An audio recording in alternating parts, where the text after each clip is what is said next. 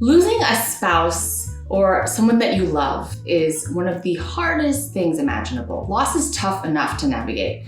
So what do you do when they're gone? And how do you create a new normal? Today, I want to share some tips to help you cope with the loss of your partner or anyone close to you, so that you or someone you love can get through those first few weeks, months, or even years.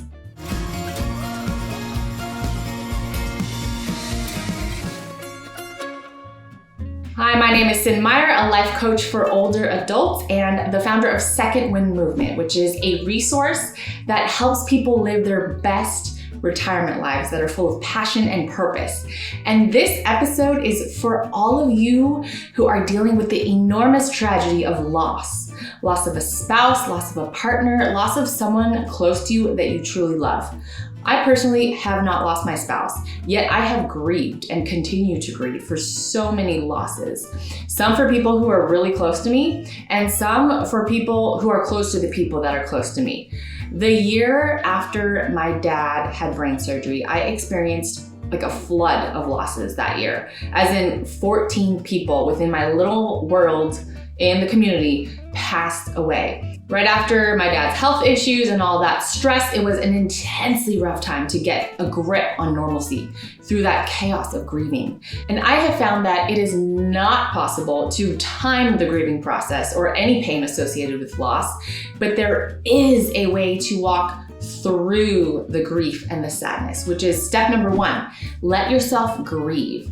Let yourself feel all the feels. There's no good reason to soldier up and strong arm your way through any loss. And there's no reason to put a time limit on your time to grieve. In fact, according to a recent study by Amerispeak and WebMD, while most people reported the first year is the hardest, plenty of people reported that they were still intensely grieving at the 3-year mark, which makes sense because when you lose someone that you love, it can feel like despair, like everything has fallen apart and there's no way to put it back together. And you may wonder if you'll ever even feel normal or hopeful again. If that resonates with you, you are not alone, and it's totally normal and super important to acknowledge and allow your emotions and symptoms around that loss to just arrive. And there's certainly no right or wrong way to do this because grieving is chaotic. I can sit here and say there's a sequential order of like steps that happen when you grieve, but then I would be lying to you because this is what reality looks more like. The whole grieving process and that rush and range of emotions that comes with loss happens chaotically, on its own schedule, in its own order. So just let yourself grieve in a way that feels right for you. For me personally, grieving is cumulative. It's like every time I experience a loss or even empathize and feel for someone who loses someone that they love, I immediately feel like the current and all the previous losses, I feel all of that at the same time. It's almost like it becomes heavier each time. And it's not linear, like it's not rational, and it doesn't make sense. For instance, when my grandma passed away right before COVID hit, it was February 2020. I mourned and grieved for her loss. Previous losses, and this might sound super weird, but also future losses. I thought about losing my own mom and how being a mom to my own daughter is just impermanent. The lesson of life being so fleeting and impermanent struck me so profoundly during my grandmother's passing. So I'm not trying to be depressing, I'm just trying to inform you that whatever you feel, let your emotions wash over you and just walk through them. It's also important to not forget about self-care.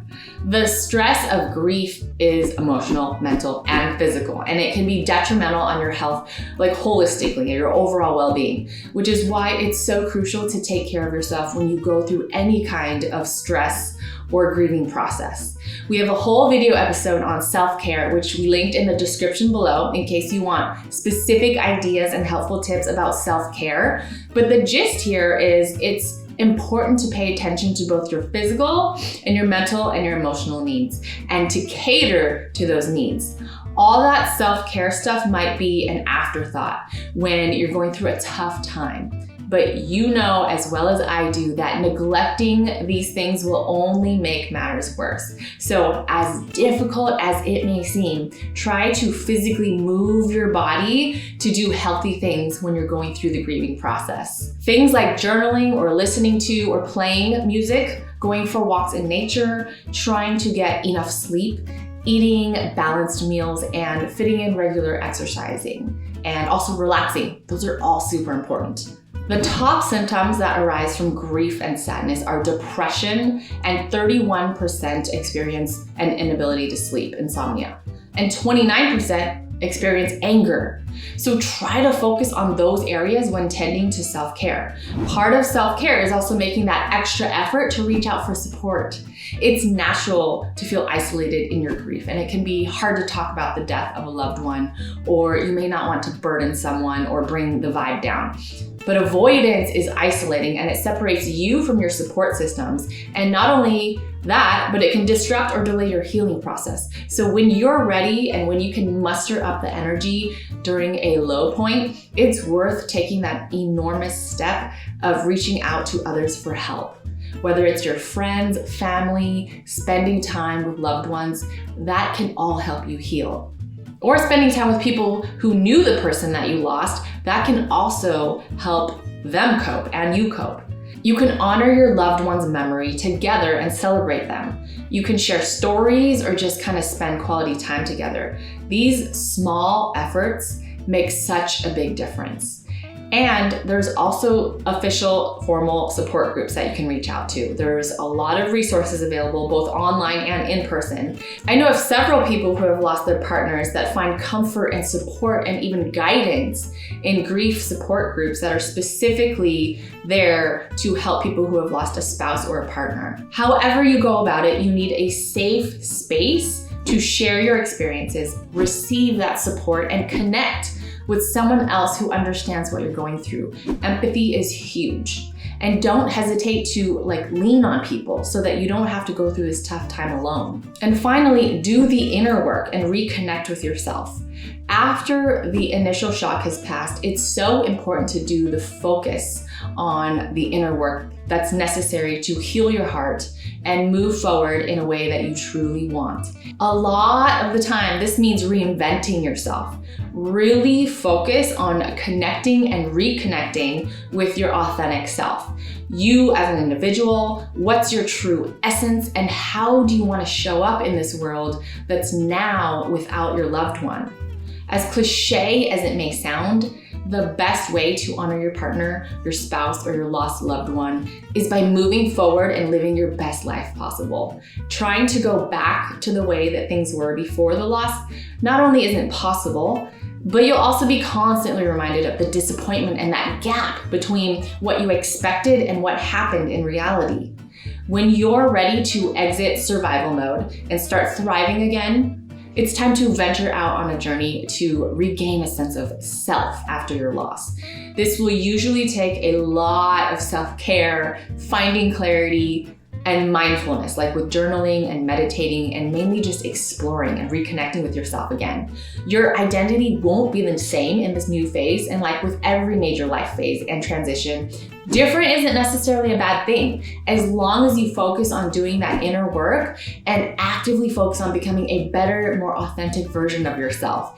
This doesn't mean you have to let go of your spouse or the memory. They will always be a part of you.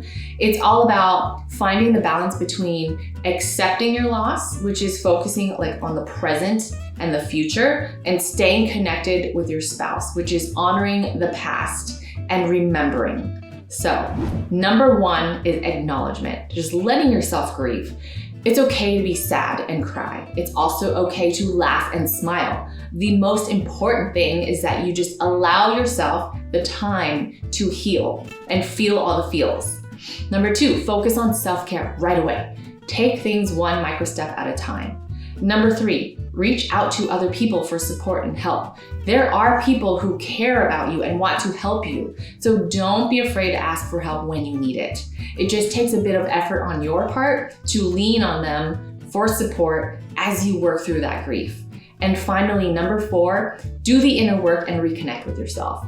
Reinvent yourself as the most authentic version of you. Your loved one would want nothing more than for you to continue your life in the best way possible. Honor their memory by doing just that. You will never forget your loved one, and you will find ways to live your life again. This time with a new profound difference, which is knowing more intimately the impermanence of life. This impermanence is something that, for me personally, shoves me into this present moment. It's a path to sheer gratitude and joy and appreciation for right now, that it even exists. I hope that this video helps you, even if just a little. And if you ever need more support, you can always reach out to us. We are here to help. Remember to comment, like, and subscribe if you haven't already, and share this video with someone who needs that support. Every time you interact with our videos and us, it helps us do our job better of helping older adults live their best life. So thank you so much for being here. I will see you in the next video.